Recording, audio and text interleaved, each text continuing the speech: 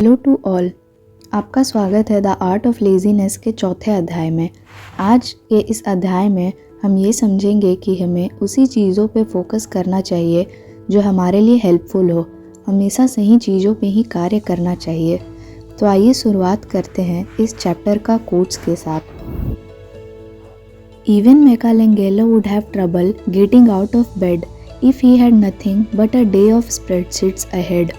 It's hard to imagine Leonardo da Vinci working for a corporation or being a government bureaucrat.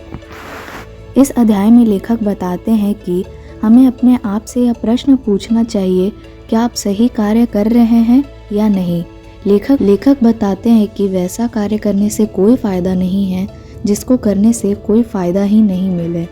आप हमेशा lazy रहोगे अगर आप अपने कार्य को पसंद नहीं करोगे। तो ये कुछ ऐसे साइन हैं जो यह बताते हैं कि आपको खुद में परिवर्तन करना चाहिए।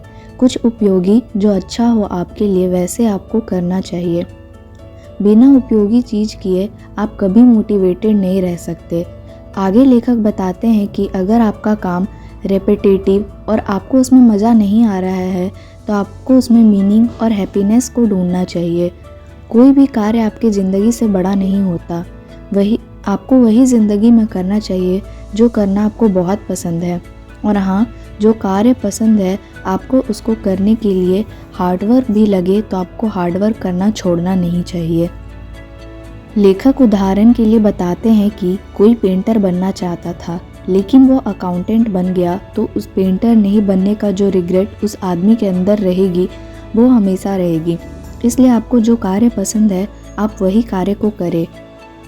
इस अध्याय का पहला पॉइंट है वर्क इज़ हैप्पीनेस। इसमें लेखक यह बताते हैं कि आप अपना समय बहुत से फालतू कार्य को करने में लगा देते हो। अगर आप नहीं पसंद करोगे कि आपको असल में करना क्या चाहिए तो कोई दूसरा आके आपको यह सलाह देगा और आपके लिए चूज़ करेगा जो कि आपको अच्छा नहीं लगेगा।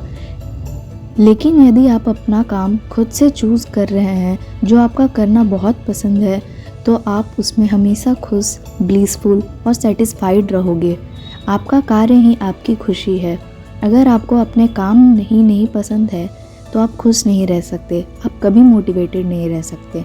लेकिन एक बार अगर आप अपने कार्य को पसंद करने लगो तो फिर आपको कोई नहीं रोक सकता। आप अपने जीवन में बहुत बड़ा करेंगे। लेखक इस पॉइंट के अंत में अपना राय देते हुए बताते हैं, अगर आपको अपने कार्य करना पसंद नहीं है उस कार्य को छोड़ने का रास्ता ढूंढना आप शुरू कर दीजिए। लव वॉट यू डू, ये आपके अस्तित्व को बनाए रखेगा, इसलिए अपने अंतरात्मा की भी आवाज़ को सुने। लेखक का अगला पॉइंट है don't run away from hard things. इसमें लेखक ये बताते हैं कि अपने कार्य को पसंद करना इसका मतलब ये नहीं होता कि आप कॉम्प्लेक्स पार्ट ऑफ थिंग्स से भागो और लेज़ी बनो। आगे लेखक इसमें ये बताते हैं कि जब भी आप कुछ नया शुरुआत करते हो स्टार्टिंग में आपको मोटिवेशन हाई होता है। जैसे जैसे उस कार्य को करने लग जाते हो कॉम्प्लेक्सिटी आने लगता है, आपका मोटिवेशन लूज़ होने लगता है और आप गिव अप कर देते हो, आप छोड़ देते हो। आपको ऐसा नहीं करना है। आपको डिसिप्लिन बना के उस कार्य को करते रहना चाहिए, तभी आपको सफलता मिलेगी। अध्याय का अगला पॉइंट है लर्न टू प्रायोरिटाइज। इस अध्याय में लेखक ये समझाते हैं कि आप सारे कार्यों को नहीं कर सकते।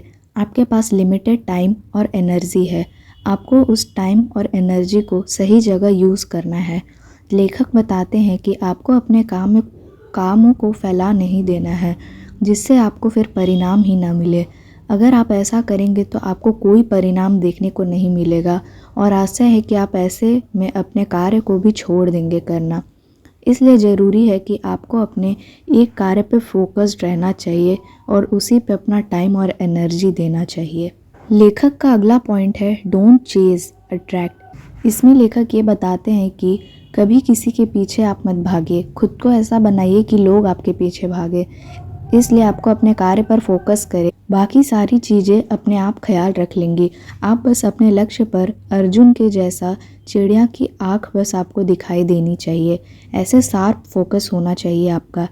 अध्याय का अंतिम पॉइंट है यू आर ग्रेट। इसमें लेखक ये समझाते हैं कि अपने आप को कभी किसी से कम नहीं समझे। अपने ऊपर विश्वास और कॉन्फिडेंस रखें। आप सब कुछ कर सकते हैं। अपने आप को खुद का दुश्मन नहीं बनने दे अपने माइंड में नेगेटिव चीज़ों को भरकर।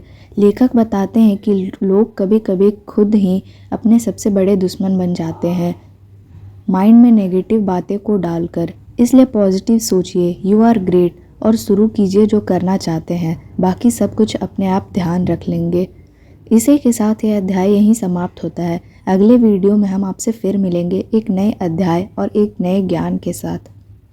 आप चैनल को लाइक और सब्सक्राइब करें और कमेंट करके बताएं कि ये ऑडियो बुक आपको कैसा लग रहा है। Thank you. मिलते हैं नई वीडियो और नए चैप्टर के साथ।